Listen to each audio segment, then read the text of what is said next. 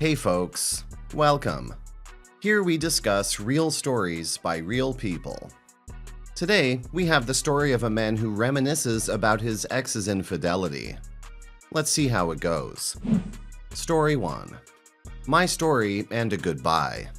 This story's set in the 80s. I'm freshly separated from the Marine Corps and starting a new career in IT. And I met this young lady at work who was in the legal department. I asked her out, it went well, and we started dating. Got engaged about a year later, moved in together, and married the year after that. After about 7 months, I started noticing something off with her. Nothing I could really put my finger on, but our interactions seemed forced. Sex and intimacy were waning as well. This was happening about 3 months after she joined the gym near her new job. I kept asking her what was up, what was wrong, and she insisted that nothing was wrong and nothing was going on. But the loss of intimacy and her sudden loss of libido continued. So I decided to find out what was going on. So the next day, I took the afternoon off and drove to her workplace to see if she was doing what she said she was after work. And guess what? She parked in the gym parking lot, hopped out of her car and into another car with a single person inside. So I followed them to a Motel 6. Classy, am I right? Right down the road. So I snapped a picture of them going into the room with a Polaroid no less, a pic of his car and license number, and pics when they came out and when they were kissing goodbye in the gym parking lot. Then I drove home. I did not say a word that night and the next morning called some friends in the sheriff's department to find out who that tag belonged to. Illegal, I know, but whatever it takes sometimes. And lo and behold, it belonged to her boss at her new job. Her married boss. So a little more snooping, and I found his phone number. Already had the address from the tags. And I called his wife the next day, who of course did not believe me at first. I then informed her I had undeniable proof and so met me for lunch. And guys, watching her break down after seeing the pictures was almost too hard to bear. Turns out she had discovered she was pregnant with their first less than a week ago. But then she got angry. So we went to a local film processing place and had negatives and prints made from the Polaroids I had taken. So again, I said nothing to my STB ex-wife at all. I just kept my mouth shut and went to play basketball with some friends. Now here's where I got to have my petty fun with her. She came home from work and when I asked, she said she felt too tired to go to the gym that evening. So we had dinner and afterwards we had sex. And after we had finished, I just started laughing. I couldn't help myself. When she asked what was so funny, I just pulled out those pictures and threw them down on the bed. Cue the waterworks and begging for forgiveness and swearing it was not what it looked like. I just kept laughing at her and asked her where her boss was today. She said he called in sick. I then informed her that he really called in effed, and informed her that his wife had those very same pictures. And the icing on the cake was when I told her that I had also put copies in her parents' mailbox, along with a letter telling them just what had occurred. And her parents were super religious and saw adultery as a grievous sin.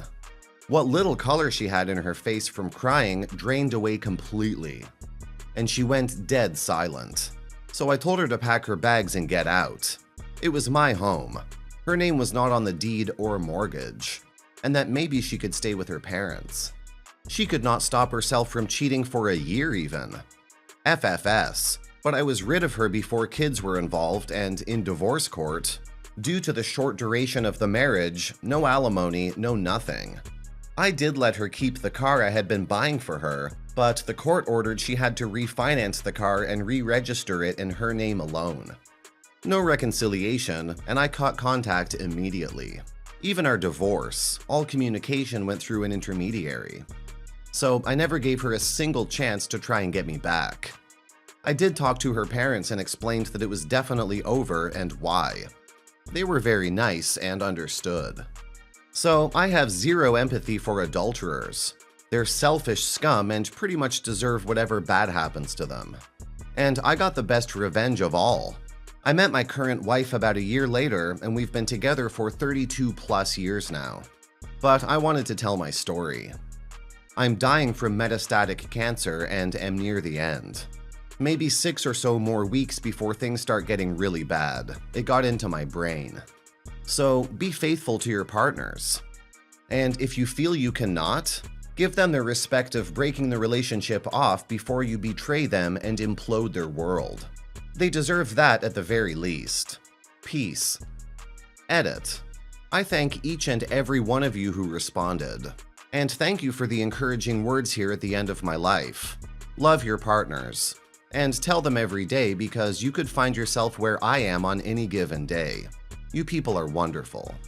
I bid you peace. Thank you for the great advice and for sharing your story, OP. May your soul rest in peace.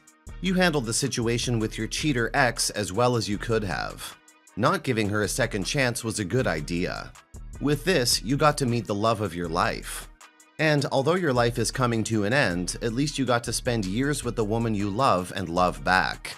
I hope you rest well. Now for some comments. Thank you for sharing. Your writing style is spot on and quite humorous. It made me smile and then very sad.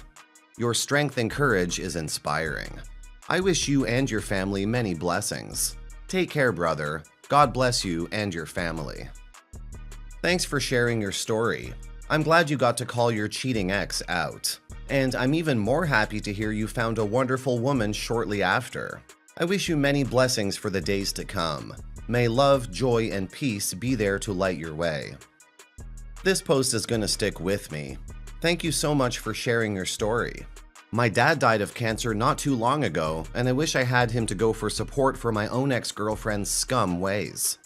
The part in your story that her boss called out effed made me laugh out loud. Peace to you and your family, man. Story 2. I, 45 male, discovered my wife's 44 affair with her personal trainer 2 years ago, when she forgot to log out of her email on my laptop. Some messages were explicit and some were unkind to my person.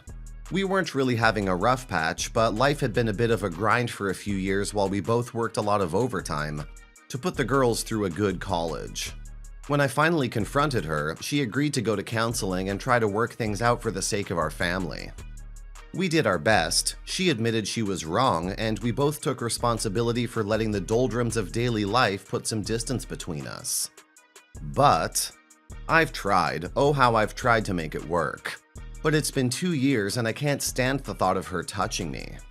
Every time she does, all I see in my head is her and that pretty boy prick doing all the things they were emailing each other about.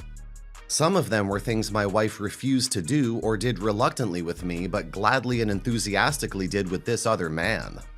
She seemed to joyfully fulfill every sexual fantasy he spoke to her about, no matter how risque.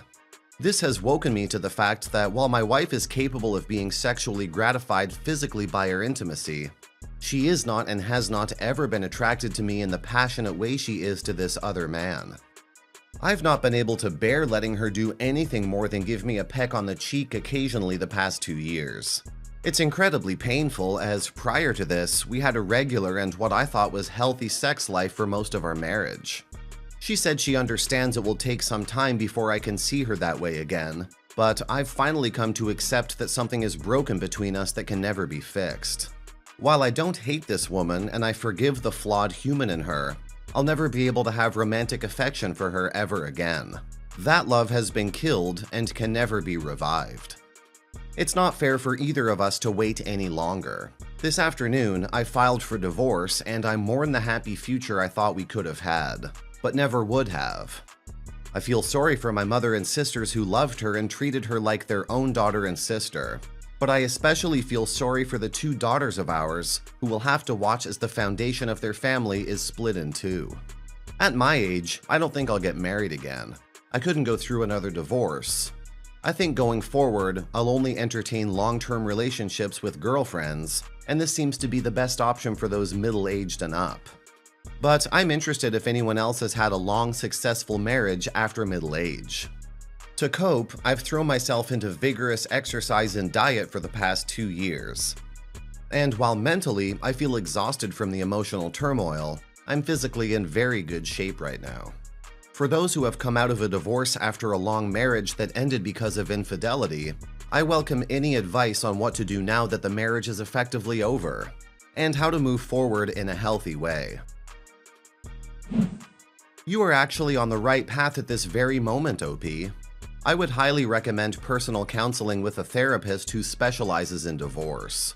As you make your way back into the social world, you'll find that much has changed in the intervening 20 years. Dating at this point in time is not recommended. You're still wounded from your wife's infidelity, and it will take about a year to really work on your issues. Please just be kind to yourself. Now for some comments. Hang in there and give yourself time. I too am just ending a 20-year marriage after finding out my husband had been having an affair for 2 years. The thought of starting over seems overwhelming. I've been seeing a counselor, and it has helped me with perspective. Best of luck to you. I completely understand and can relate. You're absolutely right that she's upset about what she's losing and what she now has to face. Luckily, that's not your problem anymore. I think your feelings are healthier than people who want to reconcile with an unhealthy spouse. I see so many stories where the betrayed resign themselves to life as a martyr trying to right the other person's wrongs. I think you'll start to feel better as soon as you're away from the person who causes you so much pain. I know I did. Best wishes. OP, I'm close to your age, so this resonated with me. Good for you, OP. You tried, but couldn't get through it. I'll be honest, I wouldn't have given my wife a second chance. Infidelity would be a deal breaker for me. Especially you describing how your ex and her F-buddy did sexual acts that she refused to do with you. I gotta tell ya, that would have broken me. OP, what does your mother and sister think of your ex now? This has to change their opinion of her. Let's face it, most moms and sisters hearing of infidelity and the very vile and trashy details of an in-law performing outside of marriage at the expense of their loved one would be devastating.